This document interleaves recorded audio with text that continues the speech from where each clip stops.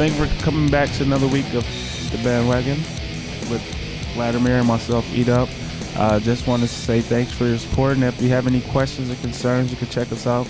Email us at our email address. Bandwagon@collidedpictures.com. Yeah, we got an email address. We got one for you, give us some. But first, I just want to address one thing. Vladimir's shirt's a little inside out right now. It has a logo right here on this side, but we can't use that logo. If you want to help sponsor the Bandwagon, maybe your logo will be right there in this shirt. That's cool. That's cool. Yeah, that's cool.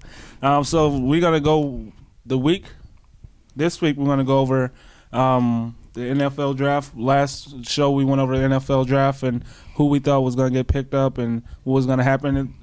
A lot of stuff didn't happen like we thought it would, but of course that's the NFL draft for you. So we're going to just go over our ideas and some of our predictions and whatnot. Yeah. So I remember before a couple weeks ago we gave our predictions. Me, you, and B-Roy. We all guessed right for the first overall pick. Cam Newton. Yeah. How you think he's going to fit in with the Panthers, man? I think Cam Newton's going to fit in. It's going to be a battle with Clausen and him. Not a real battle, but they're going to present it like it's a battle and say, Cam Newton's better than Clausen, hands down. So I think they're just going to front like it's a battle, and I think that he's going to win the job. I mean, you got two running backs there. That's all right, and you got, you're building a team, so whatever mistakes he may make, I think it's going to be okay to start off with. I definitely have to agree. From watching the Cam Newton highlights, that guy's a beast, Can run, he can throw. He might be the team to start out with. Running back, fullback, one-man thing. Linebacker, everybody. But that was a nice pickup by them, and whoever thought it was going to be anything different got to be kidding yourself. When you got your first pick of the draft, you can't go for a D-tackle. I mean, to be honest with you, the Texans, they was pretty bold when they picked up Mario Williams. Yeah. And they could have had Young, but now they're looking pretty smart because where's Young at right now? He's not even on the NFL team. That's true. That was a smart pick, but I didn't feel like that was going to be the same this year because Cam is like hands down, if not his talents, just ticket sales with his name. I think that's a big reason why he might have got picked up by Carolina as well. But I don't know. We'll see. He did say he wanted to be a rock star. This might be his chance to do so. We'll see how it works out, with these teams. One person could definitely make a difference. Just like last year, the Lions picked up what's his first name? Muhammad or something like that? Muhammad. The difference of Dalmet, yeah. Rookie of the year defense, He was killing last year. Well, we're gonna get back to the Lions because I think they did some amazing in this draft right now. Nice it's gonna be tight on the NFC real quick. But I want to go back to the quarterbacks in the draft and teams that didn't pick up a quarterback because we had prediction like the Browns was gonna get a quarterback. The Cardinals, the Bills. Who's their quarterback? So they skipped on quarterbacks, went in other directions. And what do you think they're doing? Man, I really don't understand it. I mean, Cardinals, the Browns, the Bills, all three of them, they didn't pick a quarterback through the whole draft. Oh, wow. I mean, the Bills, Fitzpatrick is okay. He did pretty decent last year, do a couple touchdowns, couple yards. They was doing pretty good. But I thought they would pick up one of those top guys, one of the Ryan Malletts, the Blaine Gabberts, somebody, but that's a shocker. And I know you didn't hear think that the Vikings are going to pick up Ponder. I mean, I had a thought because I listen to sports shows and they say Ponder might come in. He's a good West Coast quarterback. He's real smart. He's probably the smartest one out the draft. But he's have injuries issues. The last 2 years of college, he didn't finish the year. So that's the only reason why when they said his name Ponder, I mean, it was a little shocking. But I had thought they would because when you seen Locker jumping in front of Gabbert and then Washington had a chance to, do something, I thought Minnesota was going to jump up there and grab him. But then they didn't get him. So I think Ponder is going to do nice in the Minnesota system. And that's just quarterback-wise. In the second draft pick, our second-round draft pick with Kyle Randolph, yeah, I see a lot of two tight end sets. You got him and Schenkel tight ends. And I think with a young quarterback, my prediction is Minnesota's going to still get McNabb or somebody like that as a veteran to come in because I don't really think that this team right now is going to put up with a rookie quarterback. I got to disagree. I mean, you spend your 12th pick on a quarterback. I mean, you got to play the guy, I mean, you could that's true, but you go back to the Green Bay Packers when they had Aaron Rodgers. He was 25th pick. But I mean, I think it's the same difference. You just can't throw. I mean, you get lucky with the Atlantas. You get lucky with the other teams that got with the Jets. I mean, that doesn't. They don't. I feel they don't have to do that. They may got Webb right now. They only got 2 quarterbacks under contract when you get Ponder in there, but I just don't see it. I mean, that's just my overall prediction. I'm quite sure they're gonna get at least somebody in there that could at least train them. That because I don't think Ponder's gonna start the first game of the season. I really don't, especially with the lockout situation. He don't really got the playbook. He can't really talk to the team like that. I think that'd be.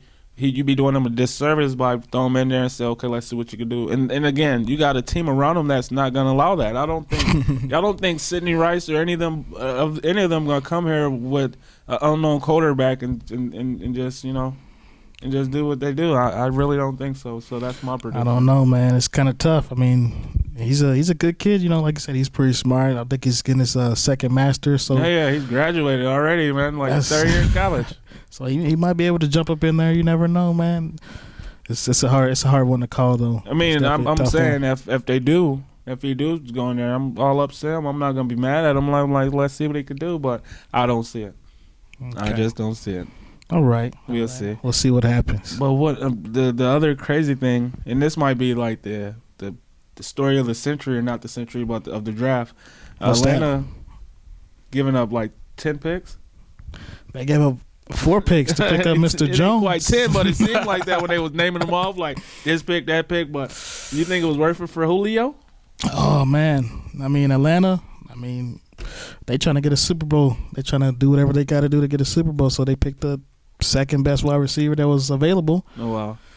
Now they got somebody next to Roddy White. No double teams on Roddy White. Tony Gonzalez, he always gets his red zone looks. So Michael Turner. They also picked up another running back too, a small guy. What was his name? The 5'6" one. No, the 5'6" guy. I can't remember his name. I have to check. But what do you think? The Saints did by getting Mark Ingram. I mean, he was touted the best running back in the draft, and we know with Reggie Bush deficiencies, he's not really a rushing quarterback or running back. He's more like a third down back, someone that could do something spectacular. But he's not a grinded out, pounded out AP running back or any Steven Jackson type or anything like that. Turner running back. What you think they did by adding him?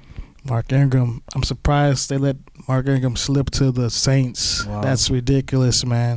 They already competing to get to the Super Bowl. Now they got somebody that can fill in the gaps, run up the middle. He's a rumbler too, Mark Ingram. He's I seen some of his highlights. That guy's a rumbler. He reminds me of Mike Turner. He's a beast. I can't wait to see how he fits in with the Saints, man. I think that was a good pickup. Let's get back to Detroit. Detroit, they got Ndamukong Suh, and then of course they got Nick Fairley. That's like the William Wall, but they're young and energetic right now, and I think the NFC is going to have a hard time, especially with the Williams Wall. I think they might be a little better than Williams Wall. They might be. I'm not saying it. They rookies right now, but they're young, and I think they got a chance to be as good as, if not, of course, better than the Williams Wall. I think that's a great pickup because you got to start. When you start your football team, you want to start on the 2 lines, the offensive line and the defensive line. And, of course, if your defensive backs is not all that good, then you need pressure from the line. So I think them two positions right there is going to help them out with their defense pair. So, especially him, man. I mean, he does a lot of work on his own. What did he almost kick a field goal in there? Run a touchdown back? He did everything. They put him out as a receiver in a minute. But he was getting through the best offensive lines, man. It was like, whoa, now they got somebody else on the other side, too. It's going to be tough to run on them. All right, and then I think the ending topic, I mean, for this topic for right now, will be Mallet. Mallet. I think of, why I say that? Because never mind. But Mallet. Do you think he's going to be able to be like you said, a Castle and come in and what I see happening is if he's good, like they say he might be, is either be the successor to Brady or either trade him away, like you said, like they did with Castles. What do you see as a prediction on that? Mallet. I mean, he got some talent. I'm surprised that the Patriots decided to pick him up out of all teams. They already got a veteran, I don't know why they picked Mallet. And I think Mallet, even though he dropped to the third round, he still was able to get in a good position. He got to go behind it. A good position? Yeah. Yes. It's not a good position, man. Yes, it is. No, it's not. I think Mallet, you may have difference of opinion, bro, but what I'm saying is Mallet, I feel, got in a good position because he's behind Brady. He got a good coach behind him. And I think he's going to teach him how to, be a man or, not his dad or nobody like that, but I think he'd be able to teach him how to act and present himself as a professional. That's true, and showing some skills while he's at it also. Hey, so even though he's third, he's one of the best. I guess I see what you're saying. Even though he's third round, he's still best position for him. We never know. But that's it, NFL. But let's go to basketball. Let's move on. Playoff time. Do you ever think that the Spurs be eliminated first round? Would they win 61 games? I was gonna bet some money on it. I'm glad I didn't. I think it's time for broke betting on the Spurs. I think it's time for Tim Duncan to hang it up. Man, Tim is a veteran. I mean, I don't know how they lost to the Grizzlies out of all teams. Because they was getting beat up on the boards and they couldn't handle it with the point guards. I didn't even know the Grizzlies was gonna make the playoffs. Yeah, that's a good one. But Grizzlies beat the Spurs, and then they won the first game against your team. Oklahoma's still taking it. I bet money. Anybody that want to bet me, you can hit me up on the bandwagon at collidingpictures.com. We're going to make it happen. But I think Oklahoma's still going to make it. And I think that, like I said, it's going to be Lakers, Oklahoma, the final two in the West. And I think Chicago is going to make it past Atlanta. Atlanta beat Orlando. Can you believe that? There's some upsets going on. I don't know what's going on here, man. Orlando and the Spurs out in the first round of the playoffs. Hey, you will never know. But, yeah, I think Chicago and the Heats, I don't think they're going to make it. I might be wrong. They did win the first game today against the Boston. But I don't think Heat's going to beat the Boston in a 7-game series. I don't see why not. Why not? Where do you get your judgment on that say from? One word, Rondo. I don't think they got the point guard play to, make up for Rondo. I think all the other three positions is a toss-up. Okay, you got LeBron James against Paul Pierce, Ray Allen against Wade, and then KG against Bosh. I mean, who really going to guard Rondo? Rondo's the fourth man on the team, and I think he's going to be able to be the difference maker in this series. Hey, I mean, you're making some good points, but he's not that good to dominate against the Heat, We'll see. I mean, when it comes down to the talent, if you compare the teams, I mean, only advantage they got is Rondo, and that's not really considered an advantage when you got Dwayne Wade, LeBron James, and Chris Bosh. They cheaters. I don't like cheaters, so I mean, we could. That's not an advantage. I don't consider it an advantage. We'll see. By the time this show's on, we'll see who had the good point. If you have to switch it up, put Wade on Rondo if they need to. then what you gonna do? Yeah, I got your point. Okay. So you said it's gonna be the Heat in Chicago. And Oklahoma. The Lakers in Oklahoma. Yeah. And who's going to make it to the finals? What's your opinion? Oklahoma and Chicago. What about the Lakers and the Heat? They're not making it. Next subject. Wow, man. Yeah, my prediction is going to be the Lakers versus the Heat. Okay, we'll see. Put your money where your mouth is. So we got two completely different teams in there, huh? We'll see who gets the right ones, Yeah, Play for push-ups or something. We can shake on that. Maybe next time I'll come with my shirt inside out, too. If you win, I'll wear a beanie on my hat or something. I'll wear a Lakers hat. I have to get you one, man. I have to get you one because the Lakers will be in there. Lakers, if you heard that, if you win, send us a hat. We could wear it. If not, we may not be able to wear it. All right, so that's the predictions for the playoffs. So we're going to go ahead and move on to the interview. Got a chance to meet up with Mr. What was his name? Brock Larson? Mr. Brock Larson. Now, that guy's a beast. He's from Minnesota. Beat me out? He might no comment. Me out. No comments. No comment. But, yeah, he's a pretty good up-and-coming UFC fighter. Well, he's already got a pretty good record, 33-5. Wow. I mean, so, yeah, we got a chance to meet up with him. So let's go ahead and move into that interview. All right, we're here with the Bandwagon, episode 4. Here we got Brock Larson, Minnesotan UFC fighter. Pretty good fighter. His record's 33-5. Just going to ask him a couple questions, get to know him a little better. So, Brock, how'd you get into UFC? How'd you get into the fighting? Well, I got in the fighting business a while back, quite a while back actually. Me and a buddy were doing some jiu-jitsu and just trying to figure out what jiu-jitsu was for the most part. And we wanted to kind of test ourselves, so we went up to Minnesota Martial Arts Academy, where we heard there were some pretty tough guys up there. Okay. So we went down to the academy where Sean Shirk trained at the time with Greg Nelson, and went up there and started training with those guys, Sean and Tom Schmidt and Greg, and they beat the crap out of me really bad. So then we decided, let's see what goes on, and I tried driving down to the cities 3 days a week. I trained with Sean and Tom and the guys, and next thing you know, they're talking me into doing the crazy fighting thing, and I was like, man, I'm getting my butt kicked every day in here. Why do you guys want to have me go fight? And they're like, you'll be fine. So they gave me a mouthpiece and a jock strap and sent me in there. And then 30-some seconds later, I beat the crap out of a guy and I thought, hey, this stuff's pretty easy. So so then after that, I was hooked. It was a lot of fun. I enjoyed it a lot, and now it's just kind of part of me.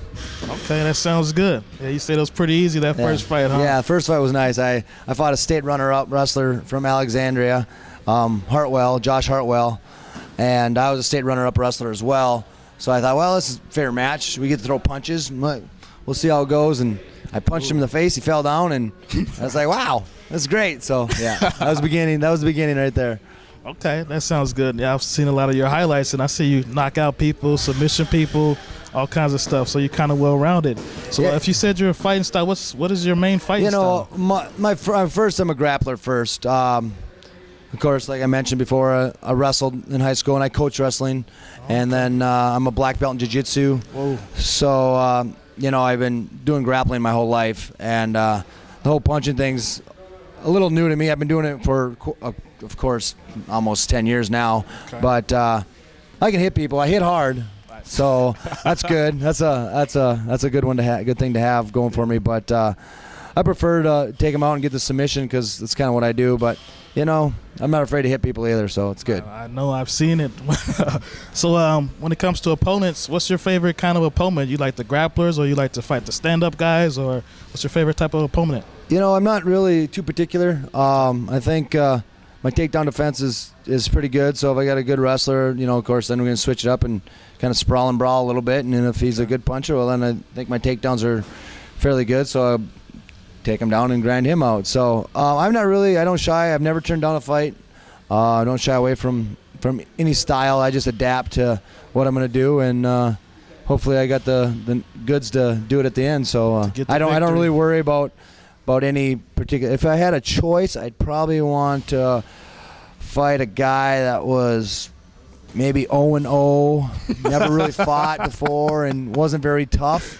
But other than that, anybody pretty much. Okay, that sounds good. So yeah, like I said earlier, I saw your record is 33-5. It looks pretty good. So sounds like you might have some type of edge or anything.